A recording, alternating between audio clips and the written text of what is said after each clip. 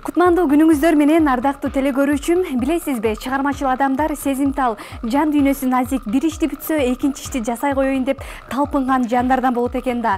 Маданият шоу берүүбүздө дал ошол жылдыздардын чыгармачылыгында жана жашоосунда жаңылыктар менен бөлүшөбүз. Кызыктын баары алдыда, бизден алыстабаңыздар. Сиздер менен мен Сезим Милимбекова. Учурда Улуттук филармонияда солист болуп эмгектенип жаткан Каникей өзгөчө үндүү маркум ырчы Орунбасар Кызалаковдун ырын жаңыртып ырдады. Идеяны мага маэстро Асылбек Насирдин сунуштады. Буга чейин Орунбасар Кызалаков менен үнүңөр окшош деп көп айтышчу. Анын биздин өзөн ырын аткарганда башкача сезимдер болду. Көзү өтүп кетсе дагы анын ырларын эскерүү иретинде ырдаган мен үчүн абдан маанилүү. Буюрса 16-19 май күндөрү жандуу концерт берели деп Ош шаарына камынып жатабыз. Ал жактан келгенден кийин Кызалаковдун белгилүү болгон Таласым таңшыйт деген ырын аткарайын деп өзүмө сөз бердим. Маркумдун арбагын сыйлап ырларын унуттурбай жаңы өмүр бергим келет дейт ырчайым. Көмөкөй менен ырдаган өзгөчө үндүү ырчы Орунбасар Кызалаков 2020-жылы 4 январда 58 жаш курагында каза болгон.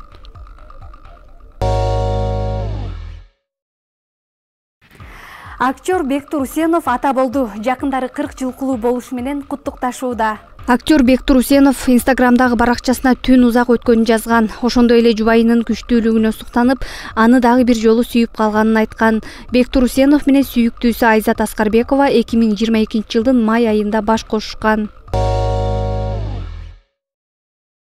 Кыргыз Республикасынын эмгек сиңирген артисти Гүлзат Байзакова үй бүлөсү менен чоң программадагы жандуу концерт тартуулайт. Үй бүлөлүк концерт берүү идеясы баарыбызга таандык. Концертке жолдошум Ишен, уулдарым Камбар, Эмилбек жана келиндерим Гүлназ, Айсана болуп жакында эле даярданып баштадык. Концертибиздин негизги өзгөчөлүгү эч кандай минусовка, плюсовка болбойт. Рок группа Кайрос менен фольклор группа Мурас группасынын жигиттери Үркөр деген топ түзгөн. Аталган топтун жигиттери фольк-рок багытындагы музыканы ойношуп, анын коштоосунда кыргыздын чыгармалары жаңырайт дейт ал.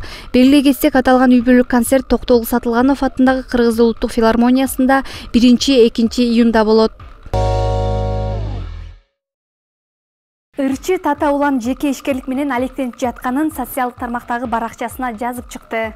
Чакан бизнес баштадым, колдоп бергиле. Байып кетсем ырларымды чыгара баштайм. Бул чучуктун рецептин өзүм иштеп чыктым. Биринчи сүрсүтүп, сууга бышырбай ысыгыштайм. Бүт процесс 1 жуманын ичинде даярдалат. Салмагын жоготот, анан ыр жазгандай эле убакытты алат деп жазды ал. Нон-стоп дуэтинин солисти Максат Садырбеков уулу Диастын 1 жашка толушунун урматына анын сүрөттөрүн жарыялады. Туулган күнүң менен балам, эң негизгиси оорубай ден соолукта бол. Биз дайыма сенин жаныңда жөлөк болуп беребиз. Ыйманың күчтүү, адамгерчиликтүү болуп чоңое бер. Диас уулум, сага ак жол, кыргыз эли сыймыктанган ыймандуу жигиттерден бол, деди ал. Социалдык тармактарда катуу талкуу болуп жаткан Биримкулов аттуу блогер, пранкер өзүнүн автоунаасын жардан ыргытты. Бул көрүнүшкө социалдык тармактын колдонуучулары бул эмне деген көрүнүш, унааны мага берип коюшса деле болмок дешсе, айрымдары блогерди колдоп ийгилик каалашкан. Унааны кандай максатта ыргытты, хайп үчүнбү же анын дагы бир себеби барбы?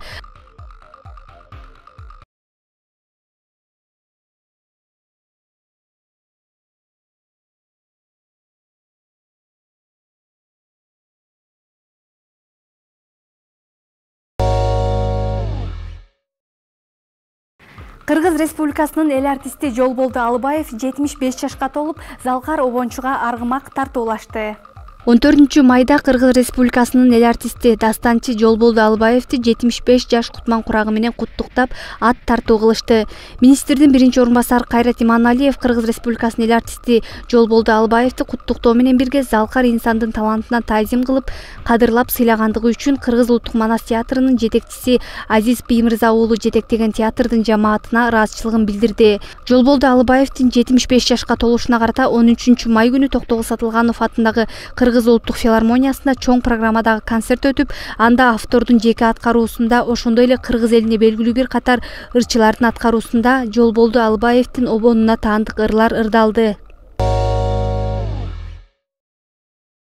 Төкмө акын Асылбек Маратовдун жеке концерти шаңдуу маанайда өттү.